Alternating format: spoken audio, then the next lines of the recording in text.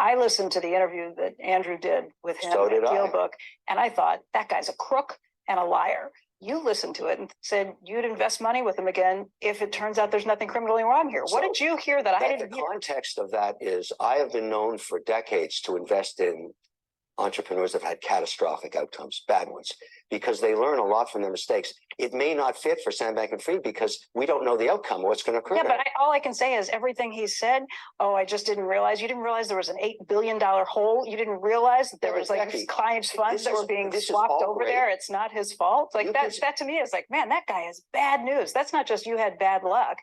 He was lying and manipulating. You don't know because you have no data. All I'm saying is let's do the forensic audit. Let's do the forensic audit. Let's find out what happened. I owe everybody that follows me, as you said, Andrew, I owe them that information. I feel compelled to go get it. I am going to go get it. I'm lucky. I have resources to do it. Hey, everybody. It's Eddie from Tokyo. This is your cryptocurrency update from Japan, and you're taking a look at the top 200 by market cap. I can't say anything is really standing out, but it is nice to see a lot of green. That intro was Kevin O'Leary, often called Mr. Wonderful, and, well, he was being given a hard time by Becky of CNBC on Squawk Box in the morning. Yeah, I just can't believe he still is, to an extent, defending Sam Bankman-Fried. Do you know he was paid $15 million for his endorsement? That is a lot of money. All right, everybody, we've got a quick video and some of the highlights that are happening in crypto in the last 36 hours. Let's go. The most reported story today was whether Sam Bankman-Fried was going to testify in front of the House Committee on Financial Services in Washington, D.C. next Wednesday. And he tweeted that, well, he is willing to testify, but doesn't have access to much of his data. This is in response to Maxine Waters' tweet. He went on to say that he will try to be helpful during the hearing and to shed what light I can on FTX's U.S. solvency and American customers, the pathways that could return value to users internationally, what I think led to the crash, and his own failings. And then third, he said that he thought to himself that as a model CEO, he wouldn't become lazy or disconnected, which made it that much more destructive when I did. I'm sorry. Hopefully people can learn from the differences between who I was and who I could have been. And when people are pushing him into being responsible for the crash of Luna, he says that he's made a lot of mistakes this year, but this was not one of them, and goes on to say that there is no evidence because it didn't happen. Please, please, he says, focus on your own house.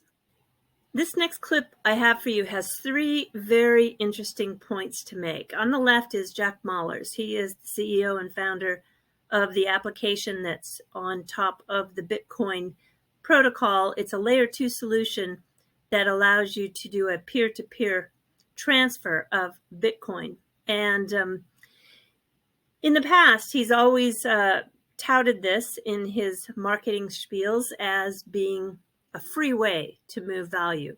Well, that word free is out of his narrative now. He has teamed up with an exchange in Nigeria called Bitnob. And obviously it's not free because he compares his pricing now to being lower than the 40% charge that is currently available to a lot of Nigerians to move money. Very expensive country to move money in. And so free is now not part of that sales and marketing narrative that was so prominent in his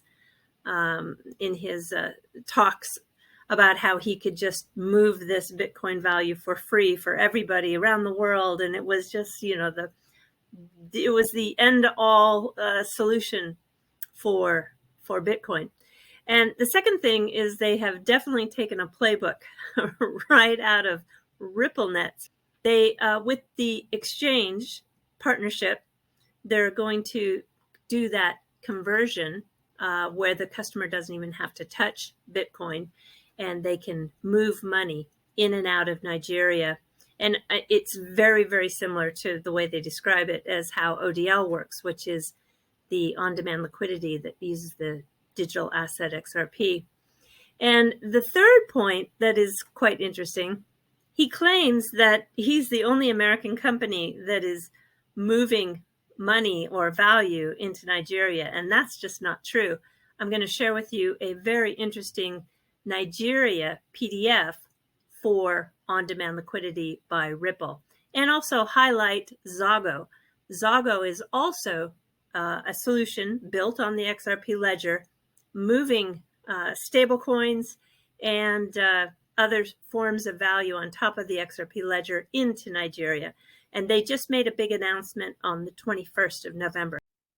It's the coolest thing in the world, man. It's the concept of Bitcoin as a network. I got to be able to pay someone's Lightning invoice, right? Like I have to be able to send. I can take a customer's dollars and I can send a Bitcoin payment, but send a Bitcoin payment to who?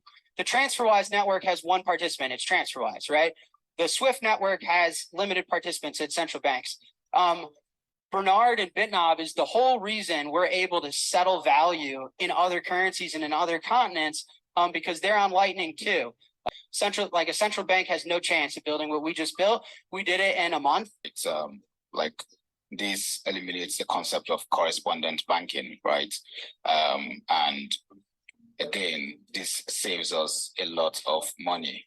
It means that right now, somebody can send money from the US to Nigeria and it actually settles and they don't have to actually touch Bitcoin themselves. So if you're in the United States and you need to get money to Africa, you could use Strike. It'll get there in 1 minute. It'll get there it's cheaper, faster than anything you've ever seen. There's actually no other American company that can get money into Nigeria. So we're proud to be the only one right now. And if you're a business, call Bernard, call me. If you have money stuck in this continent, if you need more efficient ways, if you don't want to pay 40%, I'll tell you what, to the chipper cashers in the world, I don't charge 40%. I could charge a lot cheaper than that. First is Zago. This is the South African fintech who I've had on the channel, and they're focused on moving money across Africa. And it was on the 21st of November. They announced a partnership with one of the oldest exchanges, BitMama. And they will help them to send and receive the digital South African RON to over 10 countries. And they are ODL users. They achieve this by using, of course, the XRP ledger. And one of those 10 countries is, yes, Nigeria. And I just can't help feel a little bit bad for Jack Mallers. He's never going to be able to compete with the speed or the cost of the XRP ledger. The XRP ledger with the digital asset XRP was built for payments. And here we have this PDF from Ripple, an American company. It's the quick guide for faster payments into Nigeria. The remittance flows are 23 billion, and as a population, 60% are unbanked. And this map is a little older, but you can see that at the time this was published, the on-demand liquidity areas are shown in dark blue, and this is Nigeria.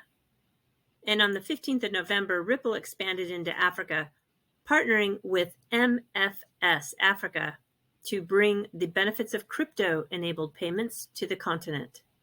And for the most recent update, today, ODL processes millions of transactions worth billions of dollars and enables payouts in nearly 40 markets, including Singapore, Brazil, Malaysia, Poland, Indonesia, Thailand, and more. All right, everybody, we're jumping to the fluff. And if you caught my video yesterday, then I think you remember that I had the sweet potato story, the sweet potato that I bought on my way home in front of the station. And I thought this is a perfect wrap up to that.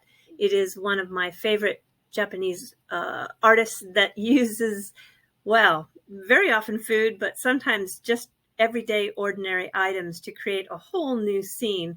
Well, here he's done something very creative with a sweet potato.